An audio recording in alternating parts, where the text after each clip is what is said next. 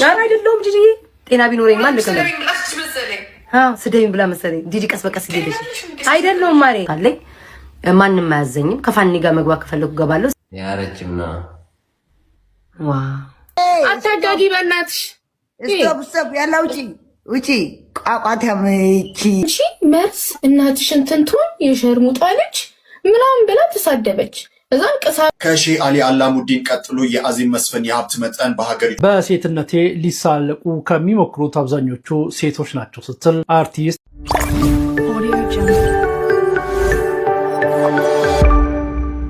አበታለን እነዚህ ኮሬኞች ናቸው። ልደት እንዴት አለፈ? ልጅክ ኬክ ምናምን ቆረሳችሁ? ነገ ነው በደንብ አከብርለት ትምህርቴን ያከበረው ሐሙስ ዕለት ትላንት። ኦኬ ስንት አመቱ ነው? 3 አመት ሞላው። ወይኔ ያሳድግል 3 አመት።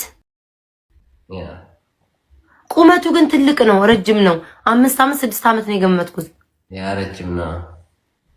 ዋ ደስ ይላል። ተራፍጥሩት ምንድነው 12 ላይ ቆመን እኮ ኧረ ተው አይ ልላክላት ሙልጭ አርጋ ነው የምትሰድበኝ ወይ እንደው ቤታ ነገር ኧረ ጌታ አምላክ ከነገር አውጣኝ። እኔ እኮ ከነገር የወጣው ሰው ነበር። ልላክላት ጋይስ አኒ ጋር ሾከሽ ለምን እኔ ጋር ብለ ጂጂ እንዲህ ነው የምትለው መቤቴ እንዲህ ነው የምትለው ማኒ በኔ በመጣሽበት ውጪ እዛው ተጫዋቺ ወንድ እኛ ብር አይገዛንም ላከይ ትላለች። ዝም በል ላኩላት እንግዲህ መጣችሁ ላኩላት ክብር የሚባል ነገር አለ ወይኔ መድኃኒዓለም አባቴ ክብር የሚባል ነገር አለ። ጋይስ ቆይ ዝም በሉ ላክላት ዝም በሉ ላክላት። ኢትዮጵያ ጃንዋሪ ላይ ነው የመጣው። ወይ ዝም በሉ ላኩላት ዝም በሉ ወይ ቤታየው እኔ መቤት ገብተሽም ስለማታውቂ እዚህ ቤት መግባት አትችይም። አንደኛ ገብተሽ አታውቂም የኔ መቤት።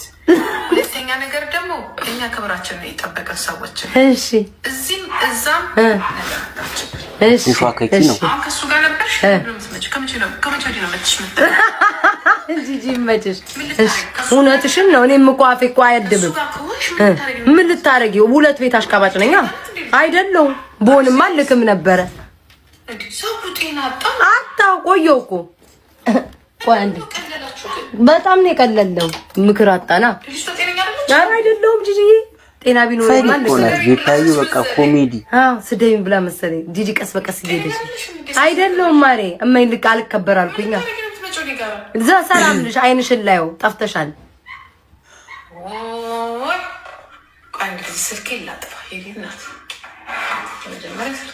በዛ እያየች ነበረ ጎበዝ ጂጂ በእኔ እኮ አጨክኝ ባንጋ እሺ ቆይ ላክላት ደግሜ አልጠጥታለች እያለች ይኸው ሲሪየስ የሆነ ቁም ነገር እናውራ። አሁን እየቀለድኩ እየተጫወትኩ ነው። በነገራችን ላይ እኔ ማንም አያዘኝም። የፈለኩት ሰው ቤቴ መግባት መብት አለኝ። የፈለኩት ሰው ጋር የመጫወት መብት አለኝ። ማንም አያዘኝም። ከፋኒ ጋር መግባት ከፈለኩ ገባለሁ። ሳይን ፈቃደኛ ከሆነ ጂጂ የፈለኩት ሰው ጋር መግባት መብት አለኝ።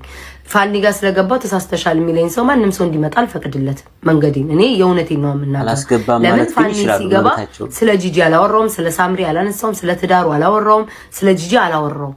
የሰራውም ስራም ትክክል ነው አላልኩትኝም። አስገቢ ብላችሁ ጨቀጨቃችሁኝ።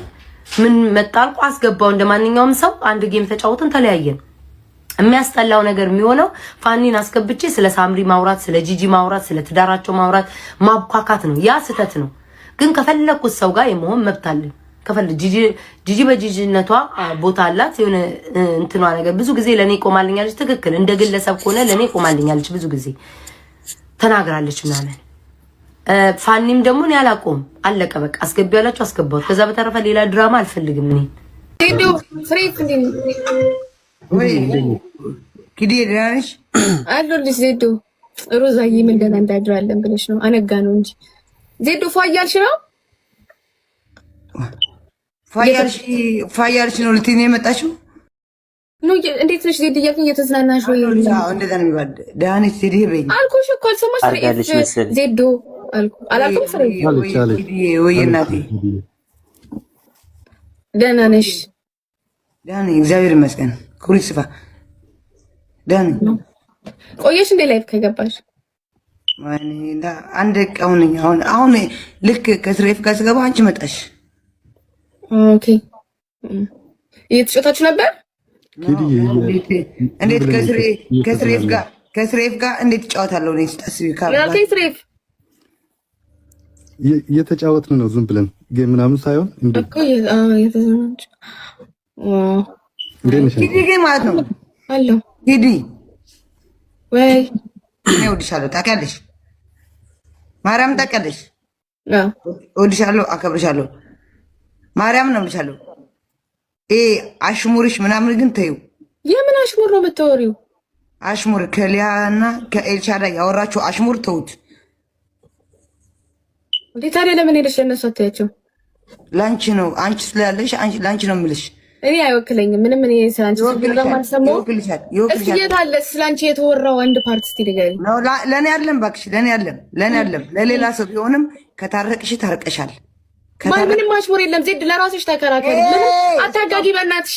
ስቶፕ ያላ ውጪ ቋቋታ መቺ የጫማ ህፃን ልጅ የጫማ ህፃን ልጅ ይኸው ገባው። ከዛ እንደዚህ ከስሬት ጋር ምናምን እየተጫወቱ ነበር። ከዛም በኋላ ላይ ገባውና አትመጉቸት እኔ ዜድ ገባው። ከዛም ሃይ ዜድ ስሬት ሰላም ብያቸው ነው እንትን አልኩት። ከዛም በኋላ ላይ ምን ሰላማቲ ምናምን አልሽ። ስሬፍ ዜድ ሰላም ብያለሁ።